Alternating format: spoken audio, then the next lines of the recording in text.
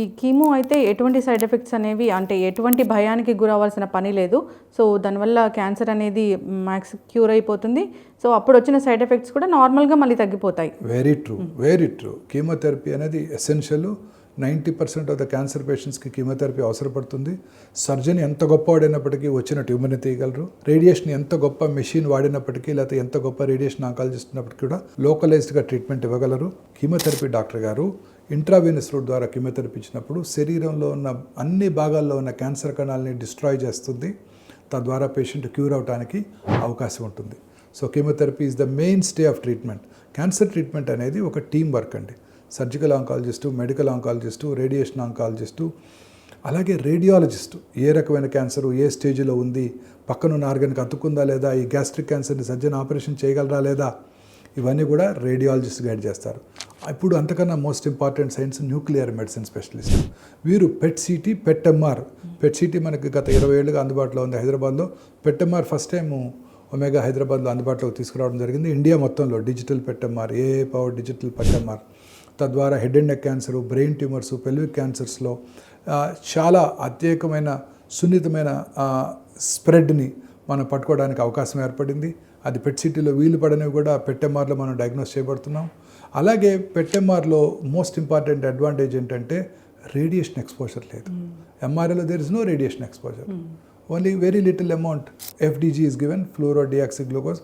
Radiation exposure తక్కువగా మనం ఈ పెట్టమార్ చేయడానికి అవకాశం ఏర్పడింది. అలాగే కీమోథెరపీతో ఇప్పుడు టార్గెటెడ్ థెరపీస్ అందుబాటులోకి వచ్చాయి. టార్గెటెడ్ థెరపీ అంటే ఒక స్పెసిఫిక్గా క్యాన్సర్ సెల్ని లేదా ఒక మెకానిజంని, క్యాన్సర్కి వచ్చే రక్త ప్రసారం చేసే రక్తనాళాలని డిస్ట్రాయ్ చేయటం, ఆ టార్గెటెడ్ థెరపీస్ అందుబాటులోకి వచ్చాయి. ఈ టార్గెటెడ్ థెరపీస్ కీమోథెరపీ కల్పించినట్టయితే లేట్ స్టేజ్ క్యాన్సర్ పేషెంట్స్లో కూడా సిగ్నిఫికెంట్గా లైఫ్ పొడిగించడానికి అవకాశం ఏర్పడింది. ఇదే కాకుండా గత 10 ఏళ్లుగా ఇమ్యూనోథెరపీ అందుబాటులోకి వచ్చింది. ఇమ్యూనోథెరపీ అంటే పేషెంట్ యొక్క ఓన్ ఇమ్యూనిటీని పెంచడం. నార్మల్గా మనందరికీ తెలుసు మన ఇమ్యూన్ మెకానిజమ్స్ ఉంటాయి. కరోనా టైంలో మీకు గుర్తుండే ఉంటుంది, బీ సెల్స్, టీ సెల్స్, నా బీ సెల్స్, నా యాంటీబాడీస్ అని చూసుకునేవాళ్ళం. T cells play a very major role in killing the cancer. They are called killer cells. అంటే టీ సెల్స్ని కిల్లర్ సెల్స్ అంటారు. ఈ కిల్లర్ సెల్స్ ఏం చేస్తాయి, మన శరీరంలోకి వచ్చే క్యాన్సర్ కణాన్ని, శరీరంలోకి వచ్చే వైరస్ని, అదే కరోనా వైరస్ కావచ్చు, అలాగే బ్యాక్టీరియా కావచ్చు, ట్యూబర్క్లోసిస్ బ్యాసిల్లే కావచ్చు, ఏదైనా బ్యాక్టీరియల్ ఇన్ఫెక్షన్ కావచ్చు, అలాగే ట్రాన్స్ప్లాంట్ చేసుకున్న ఆర్గన్ కూడా కావచ్చు. అంటే ఒక ఉదాహరణకు ఒక పర్సన్కి కిడ్నీ ట్రాన్స్ప్లాంట్ చేసామనుకోండి, మన టీ సెల్స్ వెళ్ళి ఆ ట్రాన్స్ప్లాంటెడ్ కిడ్నీని రిజెక్ట్ చేస్తాయి, డిస్ట్రాయ్ చేసేస్తాయి. సో అందుకనే ఆల్ ట్రాన్స్ప్లాంట్ చేసుకున్న పేషెంట్స్ అందరికీ కూడా ఇమ్యూనో సప్రెసివ్ థెరపీ ఇవ్వడం జరుగుతుంది. So that it is retained అనమాట. సో ఈ T cells are very important and interesting also. ఈ టీ సెల్సే మన ఫైట్ విత్ క్యాన్సర్తో మనకి చాలా దోహదం చేస్తాయి. ఈ టీ సెల్స్ని, క్యాన్సర్ సెల్స్ ఎంత స్మార్ట్ అంటే ఆ టీ సెల్స్ని మాస్క్ చేస్తాయి లేదా బ్లాక్ చేస్తాయి. ఇమ్యూనోథెరపీ ఏంటంటే unmasking of the T cells. అంటే క్యాన్సర్ కణాలు టీ సెల్స్ని బ్లాక్ చేయకుండా కాపాడుతాయి. బ్లాక్ చేయకుండా కాపాడినప్పుడు ఆ టీ సెల్స్ వెళ్ళి, ఆ కిల్లర్ సెల్స్ వెళ్ళి ఆ క్యాన్సర్ని చంపేస్తాయి. So natural way of killing the cancer.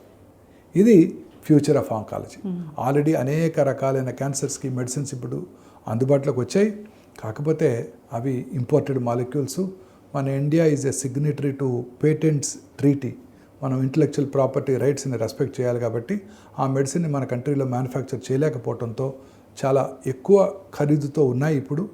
But వాళ్ళు కూడా పేషెంట్ అసిస్టెన్స్ ప్రోగ్రామ్స్ ద్వారా వాటిని సామాన్య మానవుడికి, మిడిల్ క్లాస్ ఇండివిజువల్కి అందుబాటులోకి తేవడానికి ఆ మల్టీనేషనల్ కంపెనీస్ కూడా ప్రయత్నిస్తున్నాయి. అండ్ ఇప్పుడు చాలా వరకు అందుబాటులోకి వచ్చాయి. గత 6 మంత్స్గా 7 మంత్స్గా ఇవన్నీ కూడా ప్యాప్, పేషెంట్ అసిస్టెన్స్ ప్రోగ్రామ్ అందుబాటులో రావడంతో ఇమ్యూనోథెరపీ కూడా మన మిడిల్ క్లాస్ ఇండివిజువల్కి అందుబాటులోకి వచ్చిందనమాట. సో వీటి ద్వారా ఈ కీమోథెరపీ రిలేటెడ్ సైడ్ ఎఫెక్ట్స్ అన్ని తగ్గించడానికి అవకాశం ఏర్పడింది. ఇమ్యూనోథెరపీ ఇస్తే డాక్టర్ గారు, క్యాన్సర్ వచ్చాక ఇమ్యూనోథెరపీ ఇస్తే ఇక నెక్స్ట్ వాళ్ళకి ఏది రాకుండా ఉంటుందా? అలా ఏది కూడా గ్యారంటీ లేదు మేడం. సో ఇండియాలో ఇప్పుడు ఇమ్యూనోథెరపీ ద్వారా సిగ్నిఫికెంట్గా లైఫ్ని పొడిగించవచ్చు. ఈ రిసర్చ్ ఈజ్ అండర్ వే, జరుగుతుంది. కొత్త మాలిక్యూల్స్ వస్తున్నాయి. మీరు అన్నట్టు ఇమ్యూనోథెరపీ ఎన్నాళ్ళు ఇవ్వాలి, ఎంతకాలం ఇవ్వాలి, క్యూర్ అయిపోతుందా? As of now we know that immunotherapy plays a major role. Cancer చికిత్సలో ఇమ్యూనోథెరపీ మేజర్ రోల్ ప్లే చేస్తుంది. అండ్ క్యాన్సర్ని పూర్తిగా కంట్రోల్ చేయడానికి, క్యాన్సర్ని క్యూర్ చేయడానికి కూడా మనకి ఇమ్యూనోథెరపీ ఉపయోగపడుతుంది. ఎస్. ఎంతవరకు 100% అనేది ఇప్పుడే ఆన్సర్ చేయలేము. అనేక రకరకాల న్యూయర్ ఇమ్యూనోథెరపీటిక్ ఏజెంట్స్ ప్రతి క్యాన్సర్కి కూడా రోజు మనకు అందుబాటులోకి వస్తున్నాయి.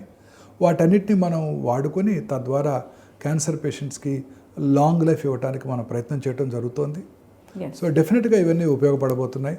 క్యాన్సర్ని క్యూర్ చేయడంలో ఇది ఒక విప్లవాత్మకమైన మార్పు అని నేను గట్టిగా చెప్పగలను. ఎస్.